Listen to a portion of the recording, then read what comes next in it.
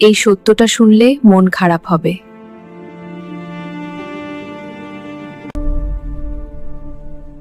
আপনার সমস্যা টাকা না, আপনার সমস্যা ফোকাস। যেদিন ফোকাস শিখবেন সেদিন থেকেই টাকা আপনার পিছু নেবে। এই কথাটা যদি সত্য লাগে লাইক দিন বালিল।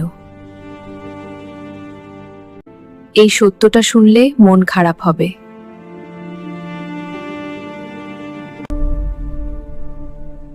আপনার সমস্যা টাকা না, আপনার সমস্যা ফোকাস। যেদিন ফোকাস শিখবেন সেদিন থেকেই টাকা আপনার পিছু নেবে। এই কথাটা যদি সত্য লাগে লাইক দিন বালিল।